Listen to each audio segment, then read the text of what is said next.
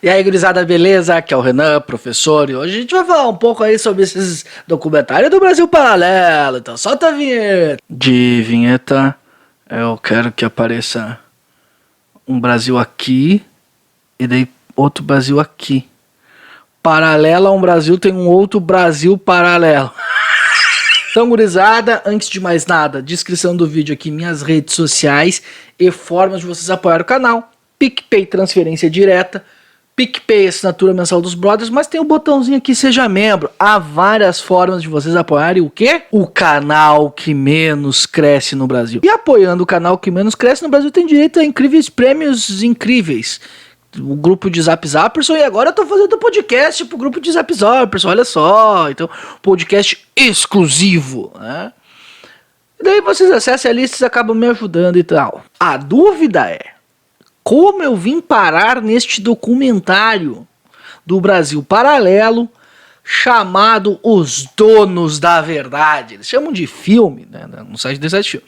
Eu recebi de várias pessoas nos grupos de Zap o Natal do Brasil Paralelo. Claro que estão de humor, então, né, se arriando. E tava ali, o Natal do Brasil Paralelo. E daí eu resolvi, pô, que coisa é de Natal? Eu entrei no site, eu acabei caindo nesse documentário e eu cometi o erro de ver.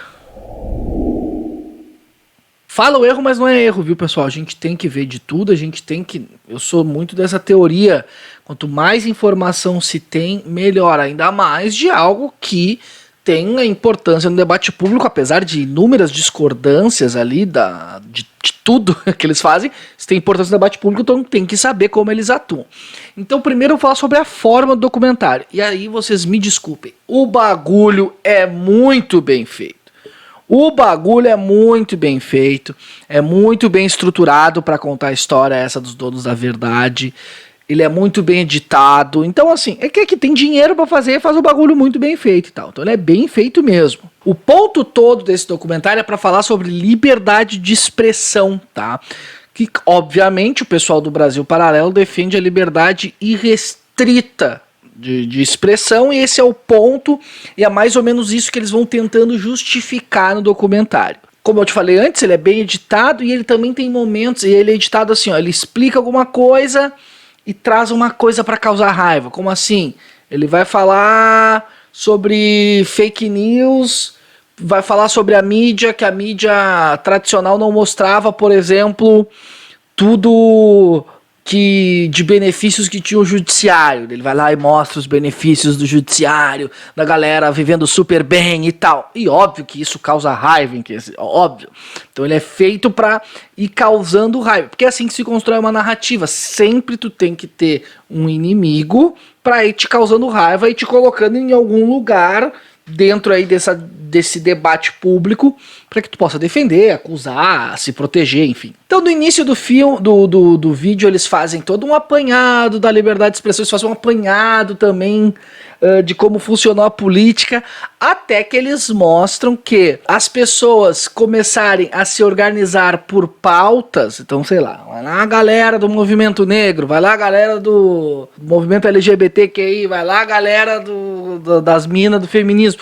Tudo isso seria algo que aconteceria porque a esquerda identitária revolucionária, agora não, acho que eles usam a palavra também revolucionária, se escondeu. Então eles acreditam que nesses movimentos de minoria a esquerda se esconde através deles, tá? E que essa briga desses movimentos identitários contra o discurso de ódio acaba sendo algo da esquerda, porque daí tu tem um presidente que, se ele consegue agradar as minorias, agradando cada minoria especificamente, ele vai ter uma maioria para ser eleito. Então ele já parte desse princípio aí. Ele dá um pulo, ele mostra daí como funciona a questão da liberdade na internet da China, para fazer uma comparação com as empresas do Ocidente. E daí, um parênteses, o que eles mostram da China, realmente, né? A China ela tem uma internet vigiada.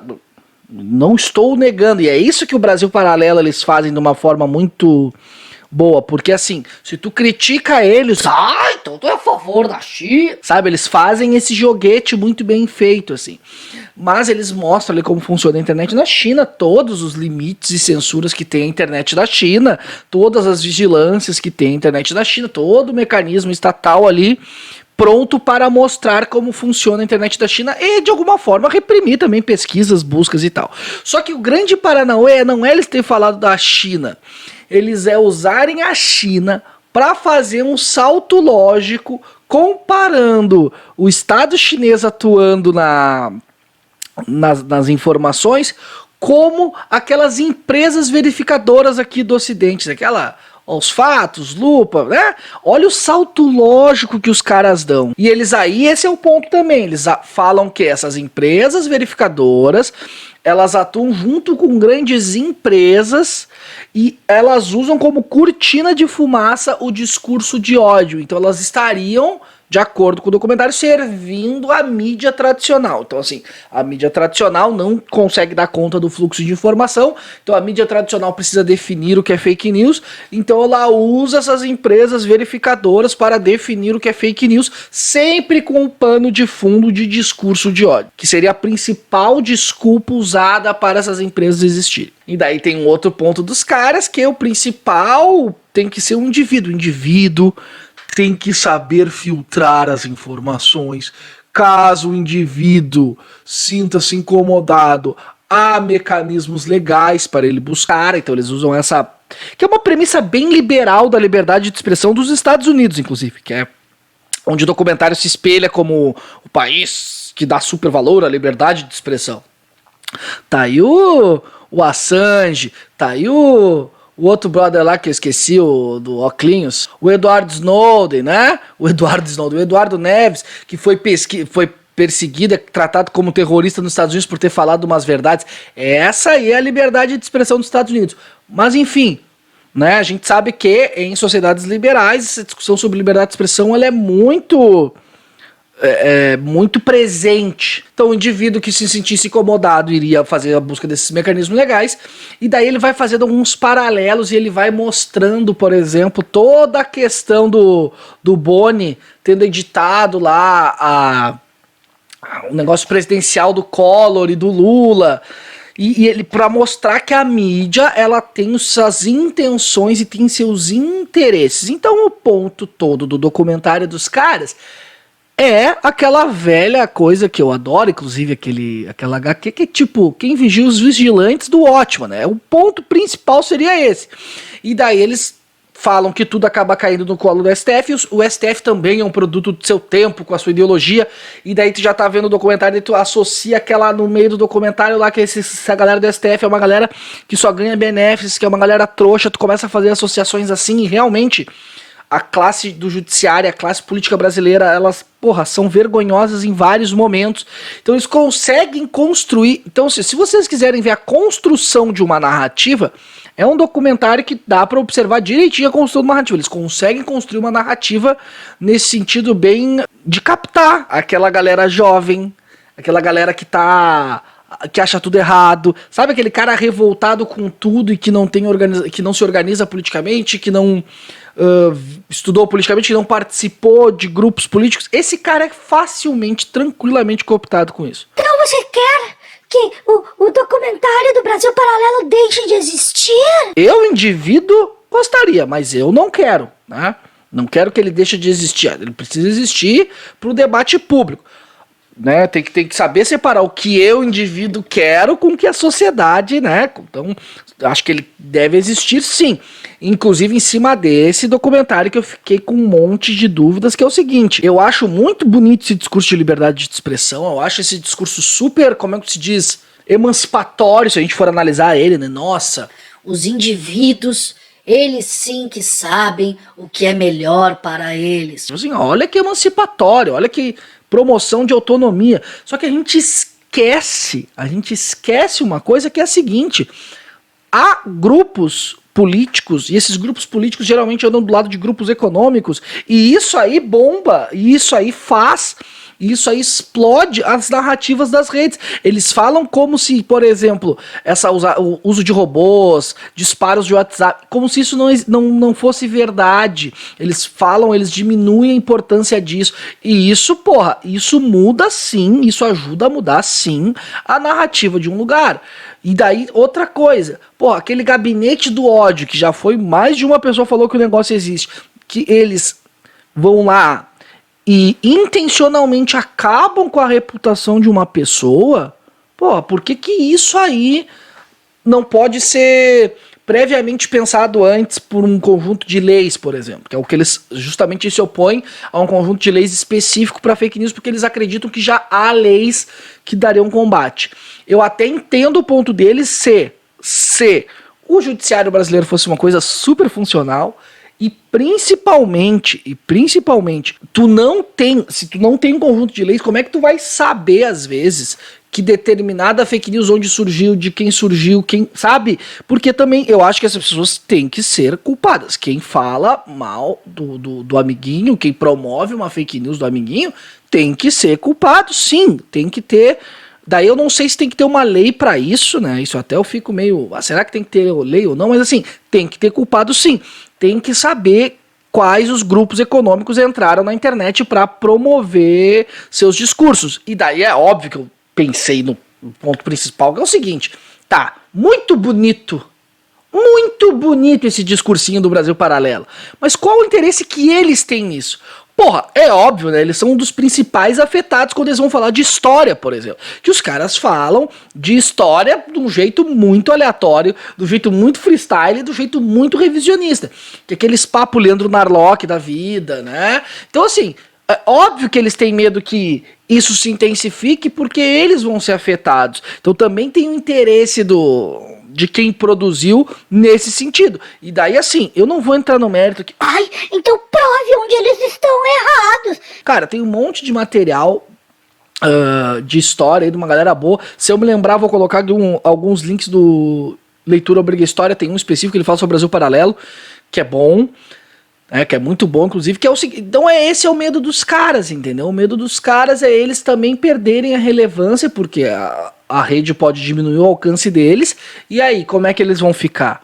Né? Então a gente tá vivendo aí realmente uma guerra, entre aspas, de disputa de narrativas, que daí eu acho muito engraçado que são importadas dos Estados Unidos, né? São liberdade de expressão. Não que não seja importante, não que a gente não tenha que discutir isso, inclusive, né? Acho que sim. Mas assim, é uma discussão que super lá é pautada e tal, daí vem. Eles tentam empurrar essa discussão para cá. Então eles estão importando conceitos, né? Da direita liberal dos Estados Unidos para cá. É isso que eles fazem. Cada vez mais fica claro para mim. Brasil Paralelo, MBL, galera conservadora do Brasil, eles pegam a alt-right americana, basicamente traduzem o que esses caras fazem e trazem pro Brasil. Então, cabe a gente ficar de olho nisso e, assim, sem vitimismo, participar da discussão, contrapor, porque também, assim, senão fica assim, ai, olha o que eles estão fazendo, olha o que eles estão fazendo. E tu não se organiza, tu não faz nada pra, né, tu só fica com a raiva. E daí um toque psicológico agora. Ficar só com raiva dentro de si é um bagulho ruim, viu? Aquele negócio na garganta, Brasil Paralelo, de raiva. Então é ruim também, tá? Tá na hora também de haver contrapropostas mais vinculadas à ciência, à verdade de fato. Daí eu, né, toda a galera do Science Vlog, toda a galera ali que produz conteúdo nesse sentido, toda uma galera, inclusive da qual eu faço parte, que tem um compromisso com a verdade. Eu, quando vou falar algo opinativo, eu sempre deixo bem claro, ó, isso aqui é opinativo, isso aqui é uma análise, né, eu não vou cagar a regra nesse sentido. Então, inclusive, pode discordar de mim aqui embaixo, fica à vontade. Mas o que não dá é a gente pegar algo que a sociedade civil tá fazendo, que é essas agências de checagem, por exemplo, e os caras vão atacar essas agências de checagem porque eles acham que essas agências de checagem é ideologicamente contrária a eles, e daí, obviamente, né, que é uma criminalização da esquerda absurda que esse Brasil Paralelo faz. Então seria agências de checagens de esquerda que acabam acabando com o debate público porque só funciona a ideologia deles. E em nenhum momento esses caras ficam refletindo sobre a onda de fake news que eles fazem, né? Em nenhum momento é, nossa, será que a gente fez realmente o que fake news? Não, eles não fazem, né? Assim, então assim, as agências de checagem, elas têm que existir. Eu acho um mecanismo um pouco mais interessante às vezes do que o mecanismo legal, já que já tem leis, fortalece a agência de checagem e é isso aí. Claro que daí tem outro problema, né? Quem checa os checadores. E sempre vai ter, isso faz parte da sociedade. Não dá pro Brasil paralelo ficar dominando toda essa narrativa de liberdade de expressão no Brasil. Isso não dá. Tem que se contrapor nas ideias contra eles, tá bom? Então, era isso. Espero que vocês tenham entendido, espero que vocês tenham gostado. Não esquece de se inscrever no canal e me dar um abraço quando o Coringa acabar. Beijo no cérebro de todo mundo e tchau!